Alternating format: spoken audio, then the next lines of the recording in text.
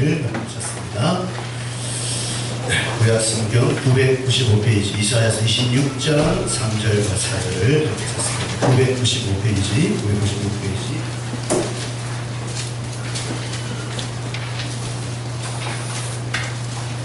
이사야서 26장 3절과 4절. 말씀을 같이 한 목소리로 읽어보겠습니다. 시작. 주께서 심지가 견고한 자를 평강하도록 지키시리니 이는 그가 주를 신뢰함이니이다. 너희는 여호와를 영원히 신뢰하라. 주 여호와는 영원한 만성이십니다. 아멘. 자, 이제 편안히 앉으시고 고개를 좀 돌려서 고개를 드시고 그 말씀 앞에 우리 귀를 들으시면 좋겠습니다. 오늘 이제 여러분 앞에 보신 뭐가 좀 달라진 거 있습니까? 뭐가 달라졌죠?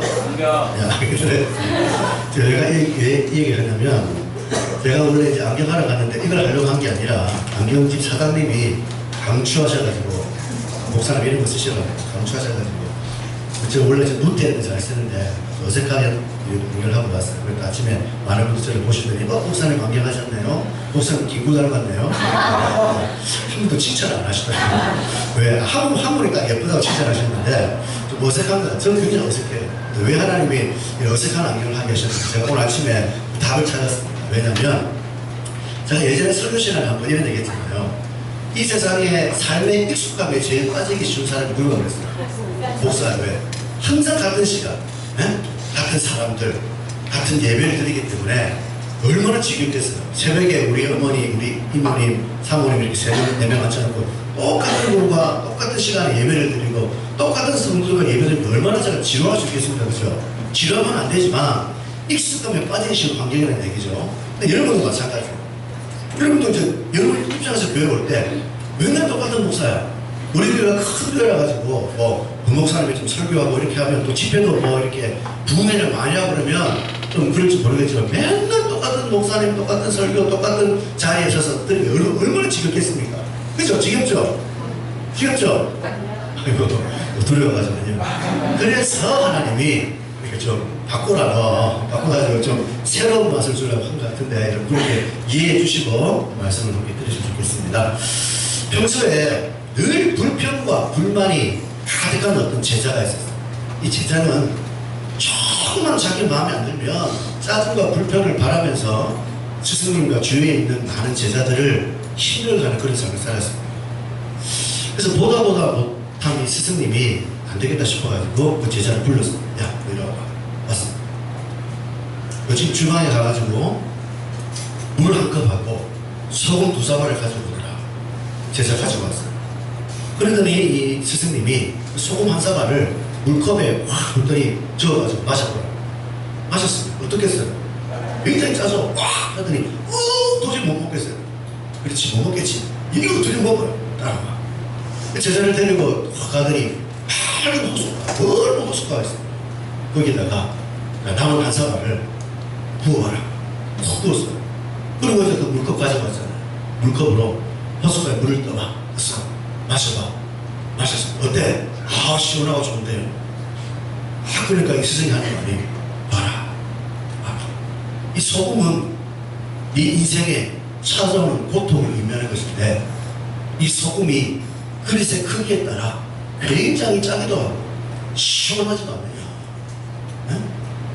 네 인생에 찾아오는 고난과 불평스러운 일과 원망스러운 일도 고난스러운 일과 불평스러운 일이 문제가 아니라 우리의 마음의 크기에 따라 달라진다. 이 컵처럼 조그만 마음을 가진 사람은 조금의 소금만 넣어도 짜다고 못 견디는 것처럼 인생에 마음의 그릇이 작은 사람은 조금만 어려움이 와도 힘들고 어렵다고 불평불만 해내지만 그 마음이 호숫가처럼 넓어진 사람은 웬만한 고난이 와도 웬만한 불평스러운 일이 생겨도 웬만한 원망할 만한 일이 생겨도 그 마음의 크기가 넓기 때문에 큰 시련을 받지 않고 행복한 삶을 살 수 있지라고 이 스승님이 제자에 그 얘기를 했더니 제자가 고개를 못 들고 그냥 네 스승님을 하겠습니다. 사람이 싹 달라져요. 이 이야기는 무엇입니까? 결국 고난이 우리에게 오는 게 문제가 아니에요. 내게 물질의 고난, 사람의 고난, 육신의 질병 이런 고난이 내게 왔다는 게 문제가 아니라 그 고난을 받아들이는 저와 여러분의 마음의 그릇이 문제. 어떤 그릇이지? 신앙이란 어떤 면에서는 바로 그 마음의 크기를, 마음의 깊이를, 마음의 넓이를 바꾸는 작업이거든요. 그래도 저와 여러분, 혹시나 지금 여러분의 삶에 말할 수 없는 고난과 어려움이 찾아왔더라도 그걸 바라보고 원망하고 환경을 바라보고 여러분 실망하고 낙심하지 말고 오늘도 신앙생활을 통해 우리의 마음에 하나님의 은혜가 들어오면 마음이 넓어집니다. 여러분 그 경험하실 거예요. 은혜가 충만하면 명확하게 거스르지 않아요. 그렇죠? 근데 은혜가 떨어지면 사람 표정하고 짜증난다고. 저도 강단에 서잖아요. 은혜가 충만하면 다 사랑스러워. 은혜가 떨어지잖아요. 처음 보고 짜증이나. 내가 너 왜 왔니? 왜 얼굴이 이런 사람만 똑같아요. 네가 그랬다는 거야. 오늘 자리 잘못 잡아. 오늘 나의 모델이에요. 자, 옆 사람에게 한번, 자, 은혜로 마음을 넓히시죠. 인사합시다. 시작. 은혜로 마음을 넓히세요. 네, 하나님 은혜로 마음을 크게 넓히시기 바랍니다. 자, 우리는 2016년 전반기, 1월부터 6월 전반기의 마지막을 보내고 있는데, 6월달에 들어와서 제가 여러분과 함께 말씀을 나눌 때, 이제 우리 다시 한번 신앙의 가장 중요한 기초를 한번 되짚어보는 그런 시간들 지금 오늘 3주째 가지고 있습니다. 다시 한번 좀 말씀을 반복하지만, 신앙생활을 제가 어디에다 비유했어요, 지난 2주간? 신앙생활 어디에? 오케이, 파도타기. 우리 이해는 씨는 제일 말씀 잘 들었어요. 파도타기에 딱 비유를 했어요. 파도타기 선수를 보면, 보드, 자기 키보 같은 보드를 들고 바다를 향해 나갑니다. 파도타기 선수는요, 잔잔한 파도는 짜증내요. 싫어해요. 큰 파도를 좋아해요. 야, 오늘 드디어 하나 물었다. 맞다, 빨리 가자. 큰 파도가 오면 막 뛰어가서 막 들어가죠. 그 큰 천만 70만원 파도가 오면 그 보드를 탁 의지해서 몸을 세우고 저 균형을 딱 잡으면서 그 파도를 즐기고 누리거든요. 이게 바로 우리의 신앙생활이 되겠습니다. 저와 여러분의 신앙생활도 시시각각으로 우리에게 고난과 시험의 파도가 온다고, 돈이 많다고 안 오고 돈이 없다고 오는 게 아닙니다. 누구든지 재벌도 오고 대통령도 얼마나 지금 시달립니까? 행복이 없는 거예요. 높아진 자리든 나가는 자리든 어디든 인생은 고난과 시험의 파도가 올 수밖에 없는 우리의 삶인데, 이런 고난과 시험의 파도 앞에 저와 여러분이 무슨 보드를 타라 그랬어요? 무슨 보드? 스케이트보드? 킥보드? 무슨 보드? 아, 무슨 보드? 모르지. 모르니까 그걸 배우는 거예요. 하여튼 그 보드 위에다가 우리가 균형을 딱 잡고 말씀의 균형과 기도의 균형을 딱 잡으면 저와 여러분도 이 고난의 파도가 와도 그 고난의 파도를 즐기고 누리고 이길 수 있는 삶을 살아가는 것이 기독교 신앙이다라고 제가 말씀을 드렸죠. 그래서 오늘은 지금 여러분이 깨닫지 못하고 생각하지 못하는 보드가 도대체 뭔가, 무언 보드를 타야지 우리가 빠지지 않는가, 그 보드를 여러분과 함께 나누려고. 그 보드는 스케이팅 보드, 킥보드인지, 그죠? 무슨 유명한 전동 보드 딱 서서 쫙 가잖아요. 무슨 보드인가 잘 들어보시기 바랍니다. 지난주에 우리 청년들이 저녁마다 8시에 모여서 8시 기도회를 하는데 한 30분 정도는 이제 삶을 나누고, 화요일날은 저와 함께 이제 신앙적인 고민들, 호기심, 생활 속 어려움들을 함께 나누고 같이 기도하는 시간을 갖는데, 화요일 저녁에 이제 이런저런 얘기하다가 이제 나온 주제가 뭐냐면, 도대체 기독교 신앙이라는 게 뭐냐, 신앙이 뭔가라는 질문이 나와서 제가 물어봤어요. 야, 너 신앙이 뭐라고 생각하니? 라고 얘기했더니 여러 가지 대답이 나옵니다. 어떤 친구는 하나님과 소통하는 것이다. 어떤 친구는 하나님을 바라보는 것이다. 어떤 친구는 주의를 잘 지키고 병건생활을 잘하는 것이다. 어떤 친구는 세상의 빛과 소금의 역할을 감당하는 것이다. 라고 이런저런 얘기들을 쭉 했습니다. 자, 지금 제가 얘기한 게 사실 다 틀린 말이 아니죠. 다 좋은 말이에요. 근데 정답이 없어요. 딱 한 친구가 뭐라고 얘기하냐면, 이런저런 얘기 다 맞는 거지만 그 밑에 베이스에 뭐가 있어야 되느냐, 예수님을 나의 구세주로 정말 믿기 때문에 내가 살아갈 때 항상 예수님과 함께 살아가며 그 예수님을 위해 사는 생활이다. 정확하게 답을 얘기했어요. 다른 친구들은 예수라는 단어 하나 나오지 않는 거예요. 예수라는 단어 한마디도 전부 다 기도, 말씀, 주일, 영감, 하나님과 소통, 하나님과 바라보는 것. 예수라는 단어가 한 번도 안 나오다가 깜짝 놀랐습니다. 제가 왜? 우리 교회처럼 예수님에 관한 얘기를 말하는 교회가 많지 않아요. 여러분 일반교회 가보세요. 설교하는 게 대부분이 세상의 심리학, 세상의 성공학, 세상 얘기를 가지고 설교합니다. 인간적인 평안을 주는 거예요. 세상의 성공을 가르쳐요. 기독교 교회 안에서 다수의 교회들이. 근데 우리도 다른 교회도 좋은 교회도 많지만 다른 우리 교회는 이 하나님의 말씀을 전하는 시간에 예수님이 누군지를 굉장히 많이 강조하는 교회 중에 하나잖아요. 지긋지긋하게 듣는 얘기, 복음. 로마서 1장 2절에 이 복음은 곧 예수 그리스도시라. 복음이라는 건 뭐냐? 예수님이 그리스도라는 사실을 믿고, 그리스도가 무슨 말이에요? 나의 구세주가 되셔요. 예수라는 분은 내 인생의 구세주, 세상의 모든 문제가 와도 나를 구원하실 나의 주인이심을 믿고 그 예수님을 모시고 예수와 함께 예수를 위해 살아가는 게 복음이라고 자랑깨나 주구장창 제가 여러분에게 이 얘기를 하고 하는데도 불구하고 안타깝게도 아직도 우리의 삶 속에 예수님이 내 속에 체질화되지 않아요.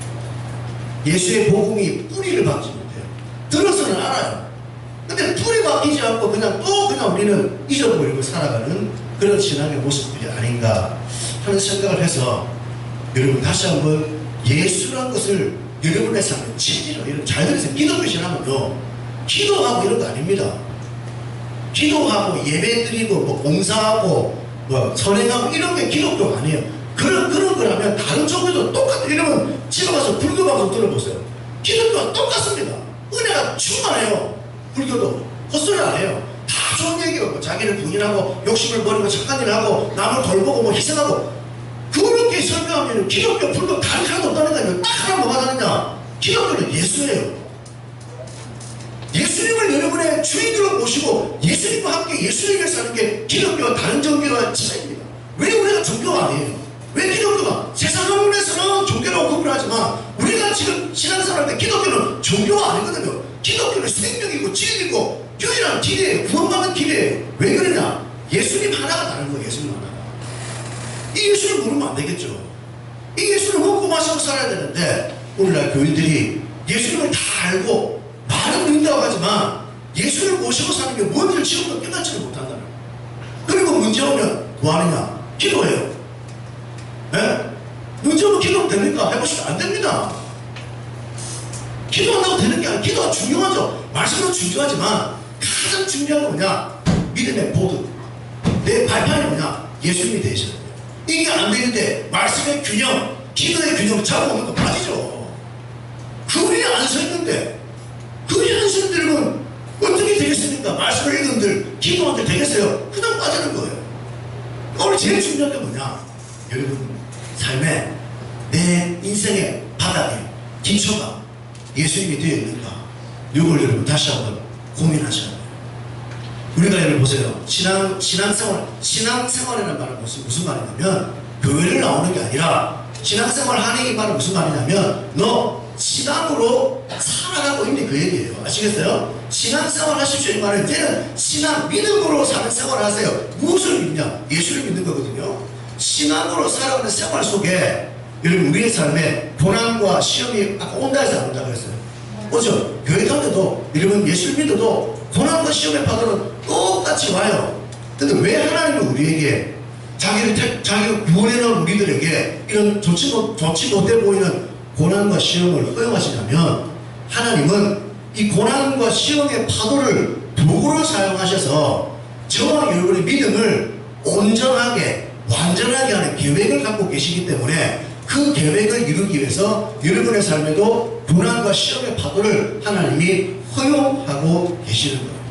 그런데 참 안타까운 것은 대부분의 교인들이 이런 하나님의 계획과 의도를 모르고 살아갑니다. 그래서 어떻게 하냐면 자 보세요. 한번 여러분 내가 어떤 대처를 하는지 보세요. 내 삶에 어떤 고난의 파도가 왔습니다.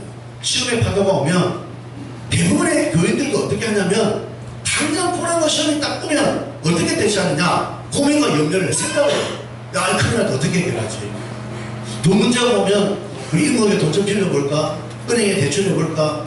인간관계 문제 오면 야, 저는 도대체 안 되겠네. 용서 못해. 끊임없는 고민과 생각과 염려에 빠지게 되죠. 그래서 우리가 어떤 문제 해결하기 위해서 세상에 와서 세상의 경험을 동원합니다. 얘기한 사람에게 돈을 빌리거나 은행에 돈을 빌리거나 이런 여러 가지 세상적인 지혜, 세상의 경험, 세상의 원리를 가지고 막 살아가요. 심지어는 편법과 불법도 저지른 사람도 있겠죠. 이게 일반적인 방법. 근데 좀 교회를 다니고 좀 믿음이 있다고 하는 사람들은 어떻게 하느냐? 내가 해결할 수 없으니까 기도라는 도구를 동원해요. 기도라는 도구를. 1차적으로 맞습니다. 근데 문제는 뭐냐면 기도해서 응답받으면 되죠. 아닙니다, 여러분. 기도를 해야 되지만 더 중요한 게 있다. 그걸 모르고 기도의 정성과 기도의 열심을 가지면 하늘에 계신 하나님이 우리의 열심과 정성을 받으셔서 내 문제를 해결해주고 물질 문제 해결해주고 가정 문제 해결해주고 착각하고 기도를 그냥 도구로 해서 하나님의 힘을 빌리는 이게 바로 뭐냐? 수호신이에요. 수호신이에요. 예수가 그리스도가 아니라 그냥 하나님이 내 수호신이에요. 대부분이 이럽니다. 거의 대부분이 교회 다니는 사람들. 그러니까 좋을 때는 필요할 때 하나님 찾죠. 내 좋을 때는 하나님 안 찾아요. 내 힘들 때 안 찾아요. 정말 힘들면 안 찾아요. 마음 안 들면 안 찾아요. 하나님 늘 왔다 갔다 하는 거예요. 내 중심이 안 들어와 있다는 거예요. 수호신이라는 거예요.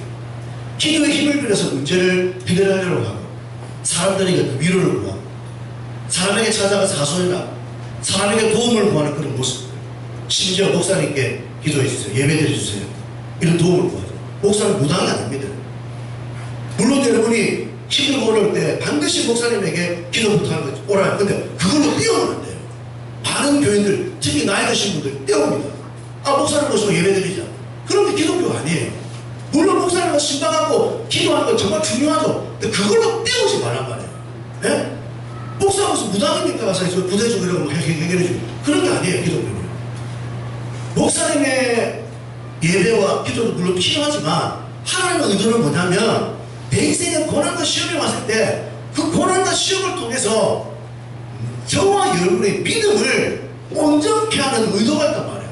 그럼 그 의도에 맞게 여러분들이 기도하고 문제를 찾아 나가야 되는데 하나님의 의도는 모르고 그냥 당장 내게 찾아온 문제만 해결하려고 온갖 수단과 방법 동원하고 기도를 도구로 사용해서 정성과 열심으로 답을 얻는 것은 기독교 신앙이 아니라는 거예요. 자, 예를 들면 보세요. 나에게 어떤 큰 병이 찾아왔습니다. 아, 이거 거의 불치병이에요. 낫기 병원에서도 아, 선생님 죄송하지만 더 이상은 병원에서는 방법이 없습니다. 당장 입원하시고 이제 치료를 해보는데 확실해서 죽을지도 몰라요. 평생을 내가 열심히 돈 벌고 애들 뒷바라지하고 열심히 수고하고 살아왔는데 어느 날 갑자기 어느 날 나는 알았네. 내게 병이 있다는 것을. 주가 그리스도 되신 분께서 어느 날 나는 알았는데 내가 암이라는 것을. 그래서 병원에 덜컥 이제 입원했어요. 자, 우리는 이런 상황에 나오면 제일 먼저 뭘 생각하느냐. 어떻게 하면 암을 고칠까? 어떻게 하면 병을 고칠까? 어느 무당이 구슬 잘한다든 어느 목사님이 기도발이 있다더라. 뭘 먹으면 낫다더라. 이런 것만 찾잖아요. 하나님 의도는 그게 아닙니다. 왜 하나님이 또 일 그만하고 침대도 필요 없습니까? 왜 가는 편으로 꼼짝 못하고 왜 편으로 네 자신을 돌아보라. 너 지금 뭐하고 사냐? 한번 이제 일하고 애들 뒷발 이게 중요한 게 아니라 너 인생을 한번 반추해봐. 인생이라는 게 무엇인가? 삶이라는 게 무엇인가? 사람은 어디로 왔고 어디로 가는가 하는 것들을 생각해보고 회개하고 반성하게 만드는 것이 하나님의 가장 중요한 의도예요. 그래서 우리로 하여금 아, 인생이라는 것은 내 힘과 내 노력으로도 안 되는 거구나. 반드시 창조주를 의지해야 되는 거구나. 네? 다시 한번 하나님과 관계를 바르게 맺고 살도록 하기 위해 하나님 붙잡고 여러분 이런 꼴을 당하기 전에 평상시에 여러분 하나님과 바른 관계 속에 사셔야지 이런 어려움이 안 와요. 반드시 옵니다. 여러분 하나님이 여러분에게 지금 지난 과거에 몇 번의 그런 사인을 줬죠. 어떤 생각지 못한 사고라든가 어려움을 통해서 하나님이 여러분에게 봐라 나를 의지하면 문제 해결되지 않니 보여줬는데도 많은 사람이 잊어버려요. 또 돌아서서 그냥 자기 갈 길을 갑니다. 그러다 반드시 이제는 내가 못 일어날 정도의 상황이 옵니다. 그때가 오지 않도록 여러분은 평상 유사시에 발등에 불 떨어져서 하나님을 찾는 게 아니라 평상시에 하나님과 바른 관계를 맺고 살면 여러분의 삶이 훨씬 평안하거든요. 정신 차리시죠. 반드시 그때가 와요. 그래서 왜 병을 주느냐?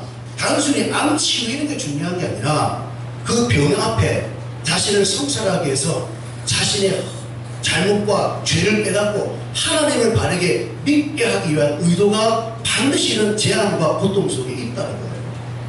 이걸 여러분이 찾으셔. 이거 뭐 꼭 질병만이 아니라 우리의 고난과 시험이 올 때 그걸 먼저 해결하면 나머지는 자동적으로 풀리는 겁니다.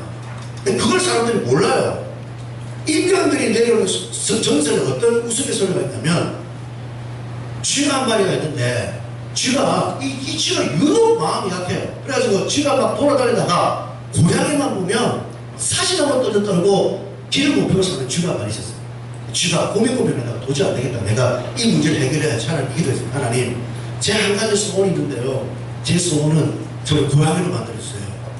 그럼 이제 고양이, 같은 고양이니까 괜찮겠죠. 그래가지고 기도했더니 하나님 좋다. 그러면 내가 이 하나님은 기독교 하나님 아닙니다. 그냥 막연한 이야기니까 그 하나님이 이제 이 고양이 쥐를 갑자기 뻥 하더니 고양 페르시안 고양이가 됐어요. 비싼 고양이. 얼굴도 잘생기고 털도 멋있고. 고양이에 대해서 이제 뜨겁죠. 하여튼 고양이 봐도 너무 당당한 거예요. 너 고양이야? 나도 고양이야. 너 얼마야? 20만 원, 나 200만 원이야. 그럼 다 깎자마자 쑥 돌아다니고 안 돌아다니고. 근데 갑자기 어느 날 갑자기 또 개를 만났는데 개가 얼마나 치유되는지 우리 민영자매 집에 있는 그 불독 있잖아요. 무서운 나로 같은 그런 불을 다 파묻히는 막 이 고양이가 깜짝 놀라서 목사님, 야, 큰일 났다. 어떡하나. 우리 세계 개가 돌아가. 그래서 이 고양이에 대한 쥐가 또 기도 하나님 한 번만 더 봐주세요. 왜? 저를요, 저 개로 만들어주세요. 그래, 개로 만들어주면 괜찮겠니? 저 소원 없습니다. 개로 뻥 하더니 드디어 잉글리시 불독이 딱 돼서 구성표와 이빨 다 이렇게 걷는 거예요. 이제 뭐 불을 뜯는 거예요. 뭐 치워갖고 난리났습니다. 근데 이 불독이 이제 시에 나서 밖에 돌아다니는데 갑자기 산에서 호랑이를 만났네. 하고 그러는데 또 깜짝 놀란 거예요. 야, 큰일 났다. 저 호랑이 때문에 나 밖에 못 나간다. 어떡하냐. 한 번만 더 빌자. 한 번만 더 빌자. 마지막, 진짜 마지막입니다. 뭔데 또? 호랑이, 타이거. 좋아! 펑! 해서 드디어 이제 시베리아에서 호랑이 딱 됐어. 이제 뭐 금날 없잖아. 산을 설치고 돌아다니는데 갑자기 뭐가 뻥! 총소리 들리는 거야. 사냥꾼들이 요 비싼 시베리아산 호랑이 잡으러 막 쫓아오고. 그래서 결국 이 호랑이에 대한 쥐가 하나님 안 되겠어요. 다시 돌아오고. 뭘 얘기합니까? 아무리 겉모습이 바뀌어도 속 사람이 바뀌지 않으면 겉모습은 호랑이라도 마음은 쥐라니까요. 아시겠어요? 여러분의 환경과 여건이 아무리 바뀌어도 여러분 스스로 내면이 바뀌지 않으면 아무런 소리, 여러분 가운데 열등감이 있는 사람들이 있어요. 열등감이 있기 때문에 나는 외모에 대한 열등감이 있어 1,000만 원 들어서 얼굴 다 고치고 했습니다. 두 번째는 키가 작으니까 또 있고 또 열등감 맞아요. 어떤 키가 5cm 늘렸어. 잡아 당겨가지고. 공부가 안 해도 열등감 느껴요. 열등감은 외모가 아니에요. 키가 아니에요. 뭐냐? 여러분의 마음의 병입니다. 마음이 변화되면요, 마음이 뒤집어지면 열등감을 못 느낀다는 거예요. 근데 문제의 원인은 중요한 거는 내 내면을 고쳐야 되는데 내면을 모르고 자꾸 외부적으로 고치니까 지옥과 같은 인생을 산단 말이에요. 그래서 오늘 청하의 여러분은 바로 우리의 마음의 변화, 마음이 뒤집어져야 돼요. 그래서 여러분 따라서 신앙은 내공이 강해야 됩니다. 여러분의 신앙은요, 외적으로 나는 목사요, 나는 직사요, 나는 장로 23년 차요, 이렇게 중요하지 않는 거예요. 여러분의 내면이 강해야 돼요. 내공. 내공은 보면 내 마음의 믿음이죠. 내가 어떤 믿음을 가지고 있는가. 이 내공이 강해야지 여러분이 인생에 활기를 피고 살아갈 수 있지. 아무리 외적인 스펙을 갖춰도 떠나가지 않습니다. 미스 코리아가 열등감이 없습니까? 보세요. 다 있어요. 우리가 볼 때는 완벽하지만 한 사람도 빠짐없이 전부 다 열등감 가지고 있습니다. 다른 사람의 열등감. 결국 뭐냐? 내면을 여러분이 강해야 돼요. 그래서 오늘 본문에 보시면 이런 말 나오죠. 주께서 심지가 견고한 자를 평강하고 평강하게 만들어간다. 그리고 심지가 견고하다는 말은 무슨 말이냐면 마음에 요동치 않는, 마음의 의지가 딱 바로 서 있어요. 어느 것이 요동치 않아요. 다 견고해요. 그래서 이런 사람에게는 평강에서 평강으로 인도, 절대 요동, 늘 삶이 외부적인 환경이나 조건을 흔들리지 않고 늘 마음이 평안함에서 평안함으로 인도받는 삶을 사는 게 심지가 견고한 자의 삶이에요. 그러면 어떤 사람이 심지가 견고한가? 그럼 3절을 다시 읽어봅시다. 시작. 주께서 심지가 견고한 자를 평강하고 평강하도록 지키시리니 이는 그가 주를 신뢰함이니이다. 누가 심지가 견고한 사람이에요? 본문을 보니까 그렇죠. 어제 말씀 잘하네. 딱딱하네. 이는 그 이유는 그가 주를 신뢰하기 때문에, 이 사람이 하나님을 신뢰하기 때문에 심지가 견고한 자가 돼서 평강을 인도를 받는 거예요. 자, 그러면 이제 주님을 신뢰한다. 주님이 도대체 누구냐? 4절 읽어보시다. 시작. 너희는 여호와를 영원히 신뢰하라. 주 여호와는 영원한 반석이시다. 왜 우리가 주님을 신뢰해야 돼요? 주님이 누구기 때문에? 영원한 반석이기 때문에. 영원토록 우리 인생에 단단하고 굳건하고 요동치 않은 내 인생의 든든한 안전지대 바위가 되어주기 때문에 그 주님을 신뢰하라. 그래서 이 말씀은 우리 뒤집어서 해석을 이겁니다. 한마디로 말하면 하나님이 영원한 반석이기 때문에 그 하나님을 신뢰하면 절대 요동치 않는 평강에서 평강으로 더하는 삶의 복을 누리게 된다는 얘기죠. 다시 이제 우리 식으로 얘기하면 보세요. 고난과 시험의 파도가 와도 고난과 시험의 파도가 와도 내 밑에 안전지대 믿음의 보드가 하나님 반석이에요. 이 반석이 되어 있기 때문에 아무리 고난을 파도가 와도 요동한다 안 한다? 요동 안 합니다. 그러니까 오늘 저와 여러분의 내 모든 삶의 신앙의 인생의 기초가 딱 되어 있어요. 놀랍게도 성경에는 이 반석을 뭐라고 얘기하면 예수님이다라고 얘기를 합니다. 우리 고린도전서 10장으로 가볼까요? 신약 성경 고린도전서 10장으로 가봅시다. 왜 예수님이라고 반석인지를 또 찾아봐야 되겠죠. 10장 4절 봅시다. 274페이지 고린도전서 10장 1절부터 우리 4절까지 같이 읽어보겠습니다. 시작. 형제들아 나는 너희가 알지 못하기를 원하지 아니하노니 우리 조상들이 다 구름 아래에 있고 바다 가운데로 지나며 모세에게 속하였다. 구름과 바다에서 세례를 받고 나같은 신령한 음식을 먹으며 신령한 음료를 마셨으니 이는 그들을 따르는 신령한 반석으로부터 마셨음에 그 반석은 곧 그리스도시라. 요상한 말이 나와요. 지금 사도 바울이 10장에 하는 얘기는 뭐냐면 이스라엘 백성들이 과거 애굽 땅에서 400년 동안 노예 생활을 하다가 드디어 하나님께서 모세를 통해서 이스라엘 백성을 구원하는 출애굽할 때 홍해를 가르고 나오는 그 얘기를 지금 하는 가운데 그 말 듣다 보니까 그 반석은 그리스도라고 그 구약시대의 사건을 통해서 그 반석이라는 게 그리스도라는 얘기를 한다는 게 무슨 말이냐. 우리 출애굽기 17장으로 한번 가봅시다. 자, 본문의 근거를 한번 찾아보시죠. 출애굽기 17장으로 넘어갑니다. 그렇죠. 뭘 얘기하는지. 자, 17장 1절부터 7절이에요. 108페이지. 출애굽기 17장 1절부터 7절 우리 말씀을 같이 읽어보겠습니다. 시작. 이스라엘 자손의 온 회중이 여호와의 명령대로 신광야에서 떠나 그 노정대로 행하여 르비딤의 장막을 쳤으나 백성이 마실 물이 없는지라 백성이 모세와 다투고 이르되 우리에게 물을 주어 마시게 하라. 모세가 그들에게 이르되 너희가 어찌하여 나와 다투느냐 너희가 어찌하여 여호와를 시험하느냐. 그래서 백성이 목이 말라 물을 찾으매 그들이 모세에게 대하여 원망하여 이르되 당신이 어찌하여 우리를 애굽에서 인도에 내어서 우리와 우리 자녀와 우리 가축이 목말라 죽게 하느냐. 여호수아가 여호와께 부르지 이르되 내가 이 백성이 어떻게 하리까. 그들이 조금 있으면 내게 돌을 던지겠나이다. 여호와께서 모세에게 이르시되 백성 앞을 지나서 이스라엘 장로들을 데리고 나일강을 치던 이 지팡이를 손에 잡고 가라. 내가 호렙산에 있는 그 반석 위 거기서 네 앞에 서리니 너는 그 반석을 치라. 그것에서 물이 나오리니 백성이 마시리라. 모세가 이스라엘 장로들의 목전에서 그들을 행하니라. 그가 그곳 이름을 마사 또는 무리바라 불렀으니 이는 이스라엘 자손이 다투었으며 또 그들이 여호와를 시험하이르되 여호와께서 우리 중에 계신가 안 계신가 하였습니다. 자, 바로 이 얘기, 무슨 얘기냐면, 자, 잘 들어보세요. 이스라엘 백성들이 아까 지금 제가 얘기한 대로 드디어 이제 400년 동안 노예 생활을 하다가 하나님의 도우심으로 이제 이집트를 탈출합니다. 탈출해가지고 홍해가 갈라지는 기적, 우리 불금집 때도 제가 얘기했죠. 그 어마어마한 기적을 통과해가지고 드디어 이제 가나안 땅으로 가는 광야의 도정에서 마실 물이 없는 거예요. 사막은 광야입니다. 사막이에요. 사막에 물이 없으면 다 죽죠. 이스라엘 백성들이 이런 문제가 오면 하나님을 의지하고 기도하면 될 텐데 아직 이들이 믿음이 너무 연약해. 홍해 기적을 체험해도 사실상 믿음이 조금만큼 없는 거예요.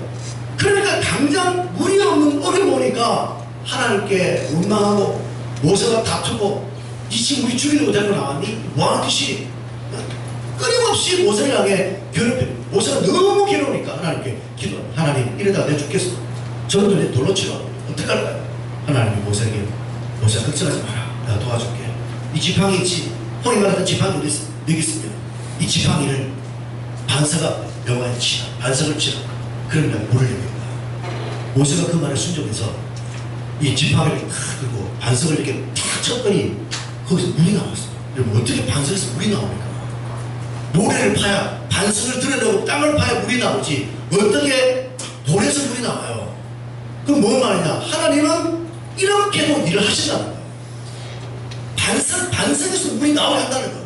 전능자라는 사람. 땅을 파면 물이 나오겠죠. 근데 땅을 파라는 것이 아니라 야 퍼프레인 도구를 해가지고 여기 파면 여기 석유가 나와 온천이 나와. 그게 아니라 나올 수 없는 곳을 치면 하나님의 말씀에 순종하면 나온다는 겁니다. 그래서 반석을 쳤더니 정말 물이 나와. 그래서 백성들이 그 물을 먹고 살았어요. 근데 왜 반석이 그리스도냐면 오늘 이 시대에 우리 예수님이 반석을 치듯이 우리를 위해 우리의 자기의 몸을 상하심으로 반석이 지팡이로 맞듯이 몸을 상하심으로 예수께서 우리가 살 수 있는 생명수를 우리에게 지금 주신다는 거예요. 이스라엘 백성이 광야라는 곳에서 나올 수 없는 반석을 칠 때 물이 나와 먹고 사는 것처럼 오늘 여러분이 이 세상을 살아갈 때 여러분의 삶에 갈증과 목마름이 찾아오면 세상의 물을 찾아다니면 안 돼요. 여러분이 바로 오늘 내가 믿는 예수님이 자기의 몸에 침을 당함으로 우리를 살리셨고 그분이 우리에게 영원한 생명수가 된다는 사실을 믿고 살아가면 여러분의 삶에도 인생의 갈증을 해소할 수 있는 바로 예수님의 역사와 응답이 우리의 삶 속에 온다는 거예요. 그래서 예수님은 요한복음 6장에 뭐라 하냐? 누구든지 내게로 오는 자는 결코 줄이지 아니할 나를 믿는 자는 절대 목마르지 아니하리라. 여러분이 이 세상에 목마르면 어떻게 합니까? 우리는 물을 찾아가잖아요. 어디에 물이 없나? 어디에 생수가 있나? 어디에 물이 나오나? 이 물은 얼마인가? 이걸 좀 찾는다면 이걸 가지고 기도한다면 그게 풀려먹은 거예요. 여러분이 예수를 믿어야 됩니다. 그래 내가 이런 목마름의 문제가 왔으면 우물을 찾아내고 온천을 찾아내는 게 아니라 예수님이 우리의 영원한 생수가 되시지. 내가 예수님을 바라고 예수님을 의지하면 예수님을 통해서 인생의 답이 나온다고 분명히 약속해서 이것을 믿고 기도하는 거예요. 이 믿음이 안 오면 이 믿음을 달라고 기도하셔야 돼요. 이게 기초가 안 돼 있고 이걸 믿지 않고 자꾸 기도하고 자꾸 염려하고 자꾸 물을 찾다니까 교회만 나오지 얼마나 보살판이 인생이 그렇죠? 힘들죠? 힘든 거예요. 교회만 나온 인생은 부시죠. 똑같은 염려, 똑같은 걱정, 똑같은 괴로움 똑같이 당하지 않습니까? 이게 얼마나 다른 거예요. 그러나 정말로 복음을 깨달은 사람은 예수님이 나의 반석이야, 내 안전지대야, 나의 피할 바위야. 어떤 문제가 오더라도 예수님 안에 모든 답이 달려요. 지혜와 지식의 모든 보화가 예수님께 담겨있어요. 예수님은 세상의 빛이에요. 예수님은 생명의 떡이에요. 예수님은 나 열린 눈이에요. 예수님은 우리의 치료자예요. 예수님은 하나님이에요. 우리와 함께 하시는 임마누엘이시오. 그 사실을 여러분이 믿고 살아가면 하늘에서 하나님이 그 믿음을 딱 보시고 야, 이 땅에 진짜 나를 인정하는 내가 보낸 예수를 하나님으로 인정하는 사람은 이 땅 가운데 2명밖에 없구나. 전부 다 엄한 것 가지고 기도하는구나, 금식하는구나, 철하는구나. 이게 바로 종교사예요. 예수를 안 믿는 거예요. 많은 믿죠. 예수 의지 안 합니다. 그러니까 염려를 하죠. 고민하죠. 그러나 이 땅 가운데 소수는 복음을 깨달아서 예수가 나의 그리스도다, 나의 구세주다, 세상의 모든 문제에서 나를 건져올리실 나의 유일한 주님이신 것을 여러분이 믿고 기도하고 믿고 살아가면 하나님이 그 믿음을 보시고 여러분의 인생에 동행해 주셔서 여러분에게 필요한 건강, 물질, 고통 모든 것을 이길 수 있는 능력을, 고난을 이기는 능력을 줘요. 두 가지입니다. 하나는 문제가 해결되어 버려요. 또 하나는 문제가 해결 안 돼도 나는 전혀 지장을 안 받아요. 우리 그런 분 계시잖아요. 암에 걸려 돌아가십니다. 어떤 분은 이런 믿음을 가졌더니 암세포가 사라져. 정말 사라졌고 깨끗하게 고침받았어요. 근데 어떤 분들은 더 심해요. 더 심한데도 신방을 가면 내가 미안할 정도로 얼굴이 평안하고 천국 이문 바로 앞에 있어. 아프다고 힘들다고 죽인다고 난리인데 이분이 희망각이야. 목사님, 이제 먼저 갈게요. 나중에 오세요. 예? 여기 우리 갈 때, 우리 집, 내가 먼저 가지고 오라고. 내가 준비해놓게, 따뜻하게 준비해놓고 오라고. 본인이 우리를 또 위로하고 그럽니다. 그 뭐예요? 죽음의 지배를 안 받는 거예요. 고통의 지배를 안 받는 거예요. 이게 바로 복음의 능력입니다. 그래서 우리가 복음을 정말 믿고 살면 두 가지의 구원, 가시적인 구원, 눈에 보이는 기적, 응답, 물질이 채워지는 이런 하나님의 응답이 오는가 하면 또 한편으로는 진리로도 가난해요. 지금도 아파 죽으려고 그래요. 그런데도 가난의 지배를 안 받습니다. 사도 바울이 그랬잖아요. 내가 풍부에 처할 줄도 알고 궁핍에 처할 줄도 안다. 나는 일체의 비결을 배웠다. 내게 능력 주신 자에서 나는 모든 것을 할 수 있다라고 바울이 보면 이게 그리스도인이에요. 풍부에 처할 줄도 알아요.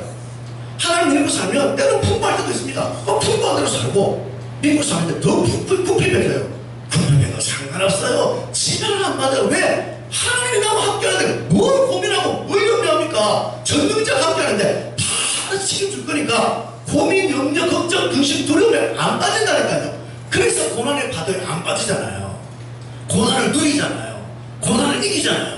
이게 성경이 말하는 그리스도입니다. 오늘 여러분의 삶에 물질이 부족합니까? 예수님은 오병이의 기적을 일으키신 우리의 생명의 떡이에요. 그분을 바라보시고 그분을 의지하시고 그분의 뜻을 구하세요. 여러분의 육신에 지고 왔습니까? 주께서 우리를 건지기 위해서 그 십자가 피를 흘려서 우리가 나음을 입었습니다. 사람을 고침받았어요. 그걸 믿었어요. 우리의 삶에 환경이 사방팔방 바뀌었습니까? 예수님은 열린 문이 되셔요. 그것만 바라보면 문이 열립니다. 제가 목회할 때요, 사방이 이런 데가 많아요.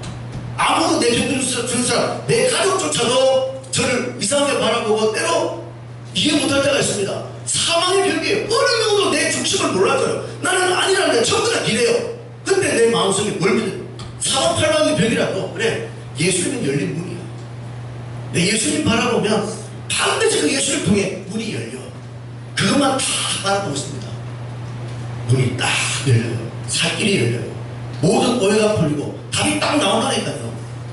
예수님만이 답입니다. 예수님만이 답. 그것만 여러분이 구하셔야 돼요. 제가 언젠가 이 얘기 한 적이 있어요. 중국에 어느 식당이 있는데 우리 한국 교회 집사님이 중국 이민 가가지고 이제 식당을 하시는데 삼계탕을 파는 집이에요. 체인점인데 장사가 꽤나 잘 됐습니다. 근데 이분이 이제 중국이란 새로운 환경 속에 사니까 믿음이 좀 부족해가지고 주일을 안 지키고 예배를 들려가는데 주일은 안 지키고 이제 장사를 했습니다. 그리고 이제 식당에 술도 팔았어요. 근데 어느 날 미국에서 오신 목사님이 식사를 하러 왔는데 맛있게 잘 드시고 이제 계산하러 와가지고 그 카운터 뒤에 샬롬이라는 성경구조가 됐으니까 교회 다닌다고 교회 다닌다고. 그래서 이런저런 얘기하면서 우리 사장님은 주일을 잘 지키십니까? 그러니까 웃으면서 저는 아직 주일을 못 지킵니다. 이 목사님 하는 말이 집사님이 지금보다 더 잘 되시는 비결은 두 가지를 지키시면 됩니다. 뭔데요? 주일을 꼭 지키세요. 그리고 저희는 술을 하지 마세요. 그러면 하나님이 더 큰 복을 줄게요 라고 이제 갔어요. 이거 찝찝한 거예요. 다 무시해버리면 자꾸 그분의 말이 자기 뇌에 씻히는 겁니다. 근데 문제는 뭐냐면 중국이라는 사회는 식사 문화랑 우리도 뭐 유사하지만 손님에게 접대할 때 술을 안 주면 굉장히 신뢰가 되는 문화라 그래요. 그래서 이분이 그것 때문에 이제 장사할 때 술을 팔았는데 주일도 지키라 그러지. 술 팔지만 어떻게 장사하겠습니까? 근데 계속 이 목사님의 얘기를 물리치고 싶은데 계속 뇌리 남으니까 그래도 믿음 있는 분들이 기도를 하기 시작했어요. 하나님 어쩜 좋습니까? 좀 답을 주세요. 어제 기도하는데 갑자기 어느 날 요한복음 15장의 말씀이 다 부딪혀오더니 예수께서 뭐라 했냐면 너희가 내 안에 거하고 내 말이 너희 안에 거하면 무엇이든지 원하는 대로 구하라 그러면 유리라라고 말씀을 탁 주시는 내가 예수님 안에 거하고 예수님 말씀이 내 안에 거하면 그 말씀대로 구하면 이루어진다고 하시니까 좋다. 말씀 믿고 붙잡고 내가 예수님 안에 있으니까 주님 말씀대로 이제 살기를 결단하고 주님께 구하자고 이제 단호하게 그 말씀을 딱 붙잡고 주일을 성수하고 술을 다 치워버렸습니다. 한 주, 두 주 지났는데 어떤 일이 벌어졌냐면 와, 손님이 뚝 떨어진 거예요. 그대로 끝났더라. 매출이 어마어마하게 감소되는 겁니다. 2주, 3주가 지나다 이분이 그냥 마음에 막 좌불안석 어쩔 줄 모르겠어요. 이런 마음에 휘청하는 마음이 들었는데 이때 이분이 다시 한번 아니야 흔들리면 안 돼. 끝까지 내가 주님 붙잡자라고 주님 탁 붙잡고 기도하는데 하나님 또 말씀을 딱 주기를 이사야 26장 오늘 말씀 딱 그대로 심지가 견고한 자를 평강해서 평강으로 인도한다는 이 말씀이 딱 절대 내 마음의 뜻이 흔들리면 안 되겠구나. 내 마음을 더 강하게 해서 절대 유동하지 않으면 하나님이 평강에서 평강으로 인도하는 거야. 그래, 여호와가 내 반석이야. 예수님이 내 만세 반석인데 내가 뭘 걱정해. 이 믿음이 갑자기 기도하는 중에 이 말씀이 딱 부딪혀내서 믿음이 확실히 딱 들어오더래요. 그래서 마음 평안이 나왔어요. 그러던 어느 날 오늘도 8일을 날리고 앉아있는데 갑자기 문이 열리더니 중국의 어느 공영방송에서 취재를 왔어요. 사장님, 중국의 어느 방송인데 식당을 좀 취재하러 왔습니다. 왜 왔어요? 아니, 저희가 식당 프로그램인데 중국에 있는 희귀한 식당을 취재하는데 우리가 뭘 얘기합니까? 술을 안 파는 식당이에요. 술 안 파는 식당 없는데 술 안 파는 식당 취재를 온 거예요. 하라 그렇습니다. 그래서 막 찍고자 하는데 이게 뭐 어떻게 소문이 났냐면 이 식당은 술은 안 팔지만 술 안 파는 대신에 더 기가 막힌 맛과 질들로 서비스를 보상하니까 여러분 오셔도 아무 문제 없습니다. 한번 와보세요. 안 오면 여러분 손에 인해서 방송에 딱 나가서 사람들이 중국 사회에서는 너무 신기한 거야. 그래서 사람들이 도대체 어떤 식당인데 어떻게 술을 안 팔고 어떻게 장사하냐 궁금해하는 사람들이 몰려오기 시작한 거예요. 공영방송이니까 얼마나 많이 받겠습니까? 근데 와보니까 맛이거든요. 정말 친절하다. 이게 입소 못하고 나가지고 예전보다 훨씬 더 장사가 잘 식당이 되었다. 보세요. 이게 믿음의 역사입니다. 이게 예수를 믿고 사는 자의 복이에요. 믿음으로 살면 반드시 고난을 받아가 더 그럴 수 있지만 오늘 말씀 절대 심지가 흔들리고 끝까지 믿음의 도를 따라 살면 하나님은 살아계시잖아요. 하나님은 전능자잖아요. 무슨 방법을 쳐서 우리 인생의 홍해를 갈라주는 기적을 반드시 일으키기 때문에 저와 여러분 오늘 이 말씀을 통해 우리 인생을 살아갈 때 시시각각으로 우리에게 찾아오는 고난과 시험의 파도 앞에 여러분 다시 한번 우리에게는 만세반석이라는 이 보도가 있습니다. 만세반석이 뭐예요? 락 오브 에이지. 만세에 걸쳐서 예수는 우리의 반석이라는 거예요. 그 반석에 사는 사람은 절대 이루지 않는다는 사실을 분명히 확신하고 이 만세반석 위에 말씀과 기도의 삶을 해 나갈 때 반드시 우리 모두가 영적인 파도 타기 선수가 되어서 고난의 파도를 능히 이기는 저와 여러분의 삶이 되시기를 주의 이름으로 축원합니다. 그럼 이 시간 합심해서 한번 간절히 기도하기를 원하는 것은 오늘 여러분과 나눈 이 만세반석 예수님은 여러분 관념이 아니에요. 이론이 아니에요.